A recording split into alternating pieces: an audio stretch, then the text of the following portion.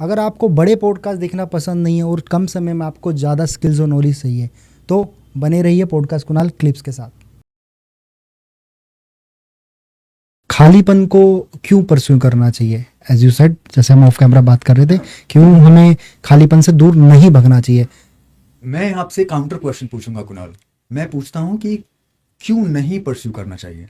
Well, if there is something like खालीपन जिसको हम एम्प्टीनेस बोल देते हैं, हाँ, तो उसका मतलब दैट एग्जिस्ट्स। ऑब्वियसली। हमारे परसेप्शन में भी वो खालीपन एग्जिस्ट करता है, right, right? Right. So when you talked about कि हम ऑफलाइन की बात कर रहे थे, yes we did talk about this offline, but offline में भी देखिए हमने ये भी बातें करी कि space itself is 90+% just empty space. यही है ना? 5% एक्सप्लोर हो पाया। कितना मैनिफेस्टेड है जिसको हाँ। हम समझ पाते हैं, परसीव कर पाते हैं, including all the rays put together, gamma, X-ray, whatever the we have right now. उन सब को यूज करते हुए भी we can't really understand the universe because it's lot of it is still empty. उस एम्प्टीनेस से ही बाहर निकल के मैनिफेस्टेड थिंग्स, हमको परसीवेबल थिंग्स नजर आते हैं। अपनी बॉडी के अंदर में भी अगर देखें तो हमारा बहुत मतलब we are empty people who appear as solid. मुझे खाली तो नहीं दिख रहे आप, मैं आपको शायद दिख रहा हूँ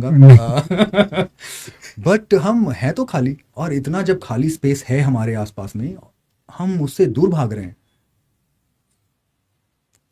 परस्यू नहीं कर रहे। इसके अंदर कुछ तो होगा जहां से सब कुछ बाहर निकल के आ रहा है। कृष्ण से या काली से, जो काल का ही भक्षण कर लेती है, आप उसको परस्यू नहीं कर रहे, दैट इज एम्प्टी स्पेस।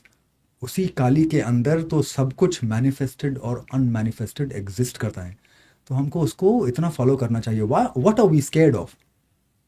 वो आई डोंट नो, डर रहता है कि यार कैसे उसको डील करें, कहीं ना कहीं उसको छोड़ने के लिए कुछ ना कुछ कर रहे होते हैं। हम शायद, हमारा फियर जो है ना, एक बहुत इनेट एट्रीब्यूट है हम सब में, all the earthlings I guess.